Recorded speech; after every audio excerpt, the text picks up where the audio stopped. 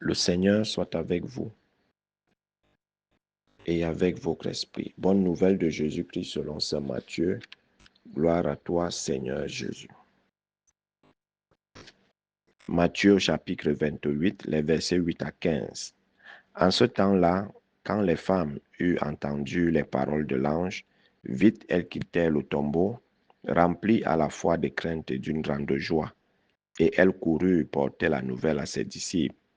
Et voici que Jésus vint à leur rencontre et leur dit, « Je vous salue. » Elles s'approchèrent, lui saisit les pieds et se prosternèrent devant lui. Alors Jésus leur dit, « Soyez sans crainte, allez annoncer à mes frères qu'ils doivent se rendre en Galilée. C'est là qu'ils me verront. » Tandis qu'elles étaient en chemin, quelques-uns des gardes allaient en ville annoncer au grand prêtre tout ce qui s'était passé. Ceux-ci, après s'être réunis avec les anciens et avoir tenu conseil, donnèrent aux soldats une forte somme en disant, « Voici ce que vous direz. Ces disciples sont venus voler le corps la nuit pendant que nous dormions. Et si tout cela vient aux oreilles du gouverneur, nous lui expliquerons la chose et nous vous éviterons tout ennui. » Les soldats prirent l'argent et suivirent les instructions. Et cette explication s'est propagée chez les Juifs jusqu'aujourd'hui. Acclamons la parole de Dieu. Louange à toi, Seigneur Jésus. Bien-aimés de Dieu, chers frères et sœurs en Christ, loué soit Jésus-Christ. Loué soit le saint nom de Jésus-Christ. Le Christ est vraiment ressuscité. Alléluia, alléluia. Il est vraiment ressuscité. Alléluia, alléluia. Il n'y a pas de doute sur la résurrection du Christ. Les femmes ont été témoins de cette résurrection. Ils ont vu l'ange, ils ont vu les linges posés à côté, ils ont vu le suaire, ils ont vu le tombeau vide. Les deux disciples Pierre et Jean sont également venus, ils ont témoigné et ils ont cru à la résurrection. Le message de la résurrection a été concrétisé par ceux-là qui ont toujours pris Jésus en horreur, par ceux-là qui ont toujours détesté Jésus. Nous le voyons aujourd'hui, ils payent même des gens, des gardes qui eux-mêmes ont été témoins de la résurrection lorsqu'ils ont vu l'ange, les anges du Seigneur ouvrir le tombeau d'une manière spectaculaire. Mais on les a soudoyés, intimé l'ordre de ne pas raconter cette version, mais de dire plutôt que les disciples sont venus voler le corps de Jésus dans la nuit pendant qu'il dormait, pour dire qu'il n'y a jamais eu de résurrection. Et c'est cette information qui s'est répandue, on nous le dit le texte, jusqu'à aujourd'hui. C'est vrai que beaucoup de Juifs n'ont pas adhéré au message de la résurrection. Qu'à cela ne tienne, le Christ est vivant. Le Christ est debout. Il a vaincu la mort. Il a vaincu les ténèbres. Il a vaincu le mal par sa croix et par sa mort. Il est ressuscité. Quel que soit ce que les gens penseront de nous, quel que soit ce que les gens diront de nous, si nous sommes du côté de la vérité, avançons. N'écoutons pas les ragots. N'écoutons pas les commentaires négatifs sur nous. N'écoutons pas tout ce qui peut nous empêcher de proclamer notre foi, de proclamer notre vie en Dieu vivant et vrai et ressuscité. Les gens ne nous aimeront pas. Si Jésus a été détesté toute sa vie jusqu'à sa mort, même après sa résurrection, on continue toujours à jeter l'opprobre sur lui. On continue toujours à le saboter, à le diffamer, à le calomnier, à médire sur lui. Combien de fois nous? Comme Pierre, comme dans le livre des Actes des Apôtres, comme Pierre, qui a régné le Christ, aujourd'hui, le voilà qui parle avec assurance des événements de la résurrection. Le voilà qui proclame la résurrection, qui fait un témoignage sur le Christ, mort et vivant. Alors, comme Pierre, ne nous arrêtons pas sur les calomnies, les on dit, les ceci, on a dit ceci sur toi. Ce que tu as fait, fais le bien. Fais le bien pour la plus grande gloire de Dieu. Sois témoin de la résurrection. Le témoin de la résurrection n'a pas peur et n'écoute pas les ragots. Il y aura toujours les contre-témoignages contre toi parce que tu te tiens du côté de la résurrection, du côté de la lumière, du côté de la vérité, du côté de la vie, du côté du bien.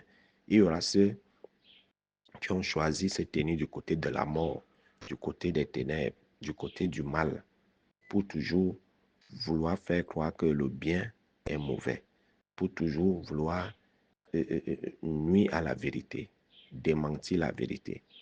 Mais toi, ne regarde pas cela, comme Pierre proclame, avec foi, avec assurance, ce que tu crois, ce que tu sais. Tu crois en Dieu, tu ne crois pas aux hommes. Les paroles des hommes sont passagères, mais les paroles de Dieu demeurent.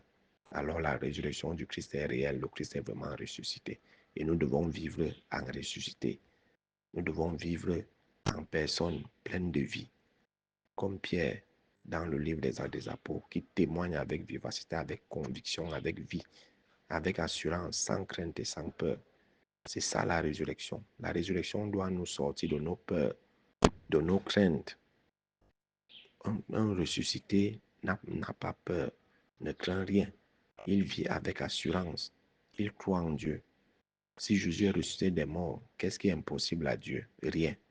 Alors, nous ne devons pas nous laisser intimider par les ragots, par les calomnies, les diffamations. Tu fais le bien, continue à faire le bien, même si on met les étiquettes sur ton bien, des étiquettes négatives. Tu dis la vérité, reste toujours du côté de la vérité.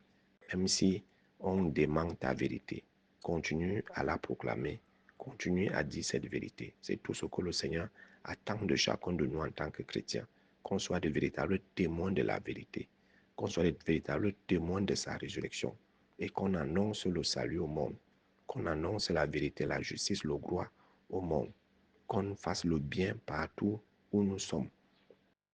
C'est tout ce qu'il attend de nous. Il y aura toujours ce groupe-là qui verra d'un mauvais œil ce que nous faisons. Il y aura toujours. Donc, quand tu avances, avance. Le chien aboie, la caravane passe. La caravane passe. Malgré la contre-version des gardes, les apôtres ont continué à proclamer le message de la résurrection. Les apôtres ont continué à proclamer le message de la résurrection. Ils n'ont pas cherché à concrétiser ce qu'on disait de la résurrection, ce que les grands prêtres ont fomenté comme intoxication. C'est justement ça. On ne cherche pas à se justifier quand on est dans la vérité.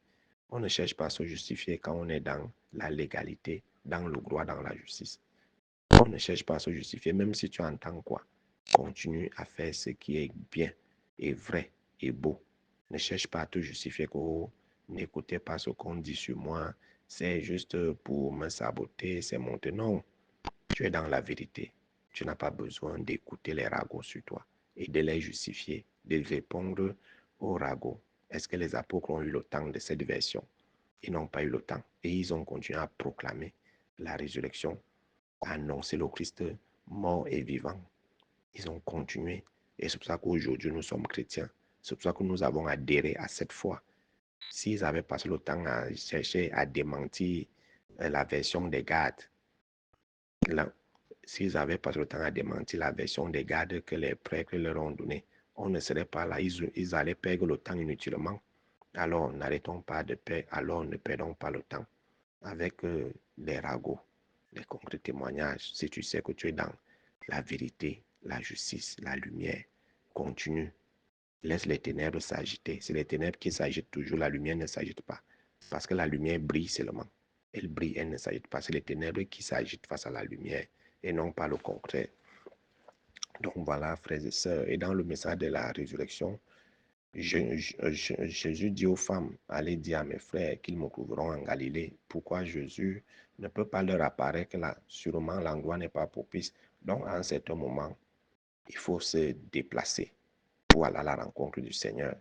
Tous les endroits ne sont pas propices pour que le Seigneur nous parle. Tous les endroits ne sont pas propices pour que nous soyons en contact avec le Seigneur. Il y a des endroits où le Seigneur nous parlera et des endroits où le Seigneur ne se manifestera pas à nous. Alors, comme les apôtres, écoutons en Galilée, montons en Galilée, où le Seigneur se fera plus présent. Quittons nos tombes, quittons nos lieux de stagnation, quittons nos péchés, quittons nos mauvaises œuvres, quittons les ténèbres si nous voulons que le Seigneur se manifeste en nous. C'est ce que Jésus veut faire comprendre. Dis-leur qu'on se verra en Galilée, qu'ils quittent le lieu des ondes négatives alors il se manifestera à eux en Galilée. Donc, tant que tu es dans la tombe, tant que tu es dans l'obscurité, dans le mal, le mensonge, la méchanceté, la haine, la diffamation, la calomnie, la médisance, les ragots et autres, le Seigneur ne pourra pas se manifester à toi comme ressuscité. Si tu veux avoir accès à la manifestation du ressuscité, sors de tout cela et va à la rencontre du Seigneur là où il t'attend. Va là où il t'attend. C'est là où il se manifestera, c'est là où il se montrera à toi. Sortons tous de nos tombes. Sortons tous des ténèbres, sortons tous du mal, de la méchanceté et de tout ce qui va avec. Si nous voulons que le Seigneur se manifeste à nous, si nous voulons que la grâce du ressuscité se manifeste à nous, si nous voulons que le Seigneur nous apparaisse et nous parle et fasse de nous ses témoins, quittons et allons en Galilée. C'est là qu'il nous attend. Loué soit Jésus-Christ à jamais.